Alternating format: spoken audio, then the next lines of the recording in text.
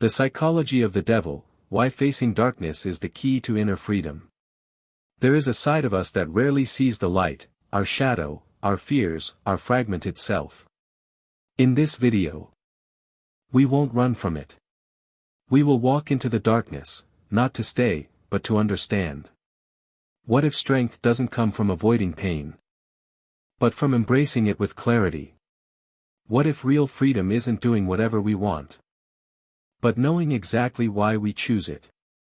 You're not here by accident. You're here because something inside you is ready to go deeper.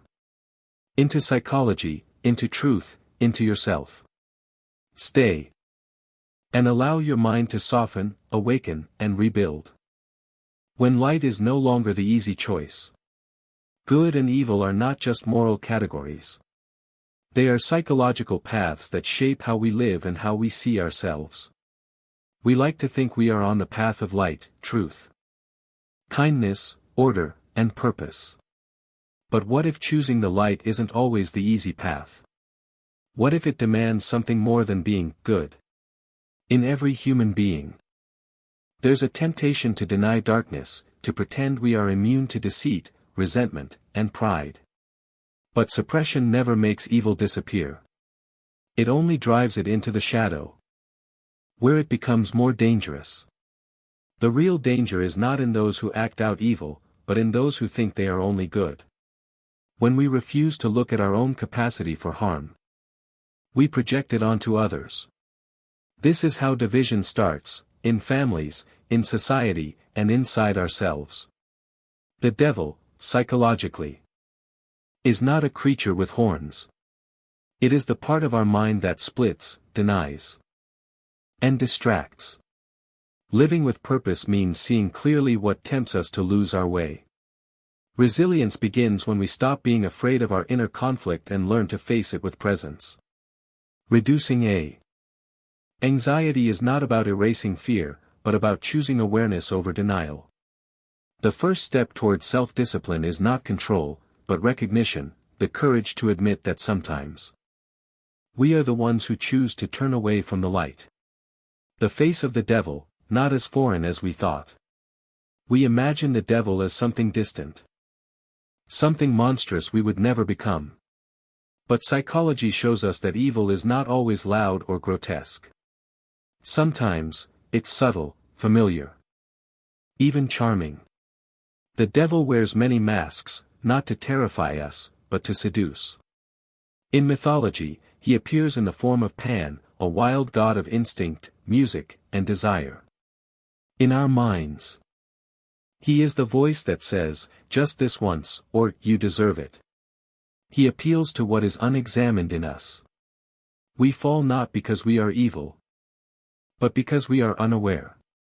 The most dangerous evils are not those committed in hate, but those committed in blindness. When we are disconnected from our values, we become susceptible to whatever offers pleasure, power, or escape. And this is how we lose ourselves, slowly, quietly, while still believing we're in control. Understanding this is not about fear, it's about humility. It is about seeing that the potential for destruction lies in everyone, especially when our desires go unchallenged. The face of the devil is not always that of an enemy. Sometimes it looks like an old friend. And that is why living with clarity and self-awareness is not a luxury, it's a necessity. Without it, we can't truly choose. We only drift, carried by every whisper that sounds good in the moment. When we blame, the psychological mechanism of avoidance. It's easier to blame than to understand. Blame gives us a target, a temporary sense of control. But underneath it often lies something we don't want to face, our own shadow. Carl Jung called this the shadow projection. A defense mechanism where we unconsciously project our repressed traits, anger, envy, fear, onto others. This is how the other becomes the villain in our story. We create enemies to protect the fragile image of ourselves as purely good. But the more we deny our darkness, the more power it gains. The more we point fingers, the less we recognize the three fingers pointing back at us. Shadow projection explains not only personal conflicts but also societal ones: racism, scapegoating, ideological hatred. It is how we collectively avoid responsibility. And in doing so, we allow evil to grow beneath the surface, disguised as righteousness. Blame is comforting because it spares us the discomfort of looking inward. But it also traps us. It keeps us from growing, healing, or understanding. True strength doesn't come from being innocent, but from being honest. From daring to ask, what part of me am I trying not to see? When we stop blaming and start owning, we begin the real work of self-mastery. We become less reactive, more grounded. We stop seeking enemies and start building integrity. That is how we break the cycle, by facing the one thing we were taught to avoid: ourselves. The devil does not attack. He merely suggests a separation. Evil doesn't always storm in. It slips in quietly, through a subtle fracture in the soul. The devil's true power is not force, but division. He doesn't need to destroy you, he only needs to separate you from what keeps you whole. He whispers, "You're different, they don't understand, you don't need them." These aren't lies, but half-truths. And that's what makes them dangerous. The Greek word diabolos means, the one who divides. From this root, we get the term diabolic, that which breaks apart, fragments, and isolates. What once felt connected begins to fall into disarray, families drift, communities splinter, the self becomes divided. You start doubting your purpose, your relationships, your identity.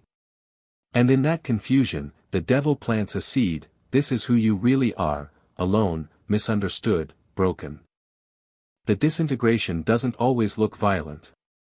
Sometimes it looks like withdrawal, overthinking, or perfectionism. Slowly, your inner life becomes scattered. When you are divided from yourself, you can't act with clarity. You hesitate, react impulsively, or collapse under indecision. The devil wins not by turning you bad, but by making you confused.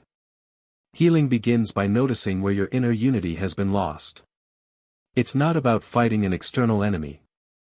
It's about restoring alignment between your thoughts, feelings, and values. The true battlefield is within. And victory lies not in conquest, but in integration. The pact with evil. Trading what we mistake for freedom. The devil rarely offers chains. He offers freedom, but on his terms. It comes in the form of a deal, a shortcut. A promise that you can have what you want without the cost. This is the ancient story of Faust, who exchanged his soul for knowledge, pleasure, and power. But Faust is not just a legend. He is a reflection of us, of the part that wants results without the inner transformation. The devil tempts us with things that appear noble: success, love, wisdom, but asks us to abandon integrity to get them. And when we do, something subtle breaks inside. We tell ourselves, "It's just once, I deserve this, it's harmless." But each compromise leaves a trace. Slowly, our moral compass fades. We start choosing what feels good over what is right. The pact with evil isn't always signed in blood, it's made in moments of silence, in looking away, in not speaking up. And yet, even in the fall, there is a chance for awakening. In Goethe's Faust, the man is saved not because he was sinless, but because he never stopped striving for something greater than himself. Redemption is not the absence of sin, but the refusal to stay in it. When we mistake impulse for freedom, we are already caught. But when we recognize the cost of false freedom, we can choose differently. The devil doesn't steal our soul. We give it away, bit by bit. Each time we trade our truth for convenience. The shadow is not meant to be rejected, but to understand ourselves more fully. We all have a side we hide, not only from others but from ourselves. This hidden part is what Jung called the shadow. It holds everything we find unacceptable. Anger, envy, pride, shame, even hidden gifts we were once told to suppress. Most of us spend our lives trying to silence it, afraid that if we let it speak, we'll become someone we don't recognize. But the shadow doesn't disappear by being ignored. It only grows stronger, waiting for moments of weakness to take control. The truth is, the shadow is not our enemy. It is part of our wholeness. Integration doesn't mean acting on our darkest impulses, it means facing them with honesty, curiosity, and responsibility. When we understand our shadow, we stop projecting it onto others. We become less judgmental, more grounded, and we begin to reclaim the parts of ourselves we've abandoned. This is not easy work. It takes courage to meet the parts of us that are angry, bitter, jealous, or lost. But in doing so, we discover something deeper than perfection, we find authenticity. We stop performing goodness and start embodying it. The goal is not to become pure, but whole. And wholeness includes the broken parts. When we bring light to the shadow, we don't eliminate darkness, we reveal our depth. And from that depth, we can live with greater clarity, self-compassion, and strength. The journey inward is not to escape the world, but to return to it more fully, as someone real. When faith is tested, religion, suffering, and free will. The story of Job is one of the oldest and most painful spiritual questions. Why do the righteous suffer? Job was faithful, generous, devoted. And yet, everything was taken from him, his family, his health, his peace. It wasn't punishment. It was a test. Not from cruelty, but from a deeper tension between divine will and human free will. In the story, Satan challenges Job's faith, claiming he is only good because life is good to him. God allows the test, not to break Job, but to reveal something within him. At first, Job endures in silence. But then, in agony, he cries out, not in rebellion, but in desperate honesty. He questions, rages, pleads. And in doing so, Job becomes more than obedient. He becomes real. His suffering is not explained away. Instead, God responds with mystery, reminding him of the vastness of creation, the complexity of life. There is no clean answer. But there is growth. Job is restored, not because he passed a test, but because he faced it fully. The lesson is not that pain is divine punishment, but that pain can strip away illusion. It confronts us with our limits, then asks what kind of soul we wish to build from them. Resilience isn't born in comfort. It is carved in the fire of loss. Faith is not blind trust, it's the courage to stay present in the dark. And to choose meaning even when answers fall silent. The stronger the light, the clearer the shadow, the inner battle in Jesus. The story of Jesus is often told as one of purity and light. But what we overlook is the profound psychological split it reveals. As Christ's divinity grows clearer, so does the appearance of Satan, his adversary, his shadow. When Jesus enters the desert, he is alone, fasting, vulnerable. And it is there that the devil appears, not as a monster, but as a voice offering comfort, power, and validation. The temptations are not absurd. They are deeply human. Turn stones into bread, meet your needs. Leap from the temple, prove yourself. Rule the kingdoms, fulfill your destiny. These are not evil desires. They are distorted versions of our ill human longing. That is what makes them so persuasive. The greater the light within us, the more sharply defined our shadow becomes. The more we pursue goodness, the more temptation takes refined, subtle forms. Jesus does not overcome the devil through denial, but through awareness. He names each temptation, sees through it, and reclaims his center. This moment is not just theological, it's psychological. Every person must enter their own wilderness. Every soul must face the voices that promise ease, recognition, and power. Inner strength does not come from resisting darkness once, but from recognizing it each time it returns. And choosing, again and again, not to be ruled by it. The battle of Christ and Satan is not ancient mythology. It is the struggle within all of us, to live from our truth when our shadow tries to offer something easier. When God must also confront himself. In most religious traditions, God is seen as wholly good, pure, and perfect. But what if that very image has caused us to deny half of what it means to be human? The ancient Hebrew God, Yahweh, was complex, capable of love and wrath, creation and destruction. He embodied both light and shadow. But over time, as the image of God became more purified, the dark side was cast out. Evil was no longer part of God, it became Satan. The fallen, the other. This shift comforted the human psyche but split our moral universe in two. Theologian Carl Jung argued that by separating light from dark, we created a God image that no longer reflected the fullness of reality. A perfect God demands a perfect creation, and when humans fall short, they feel broken beyond repair. But what if the flaw is not in us, but in the image we've been taught to worship? The Book of Job quietly suggests this. In testing Job, God himself seems to evolve, from distant and absolute, to relational and reflective. God listens, responds, grows. This is not weakness, it is transformation. For God to be truly whole, he must also integrate what he has cast out. And so must we. Spiritual maturity does not mean rejecting evil as other, but understanding its place in the whole. Until we allow room for contradiction, we cannot embody compassion. And until God becomes whole in our eyes, we remain trapped in the illusion that we must be perfect to be worthy of love. Descending into hell not to die, but to know we're alive. In every great myth, the hero must first descend into the cave, the underworld, the belly of the beast. This is not a punishment, it is a rite of passage.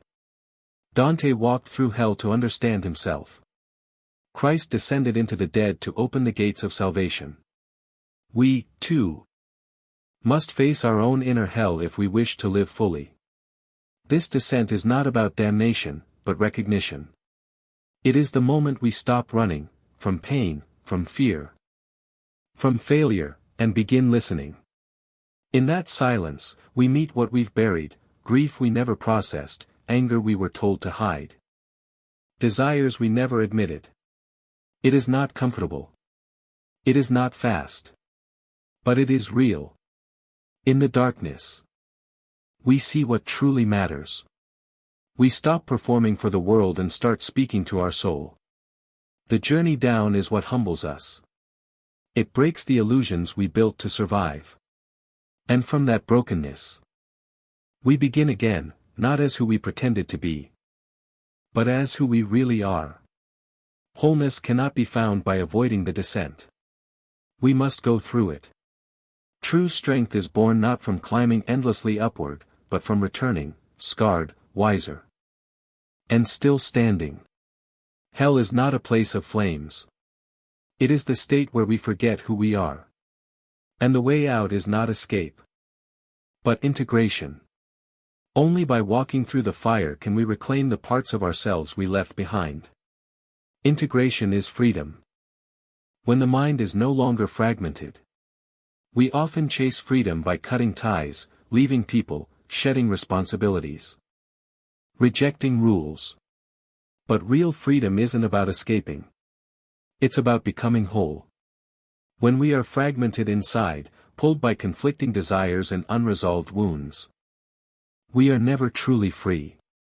One part of us seeks connection, another pushes people away. One part wants peace, another feeds on chaos. We live in contradiction, unaware that our suffering often comes from this inner war. Integration means bringing these parts back into dialogue.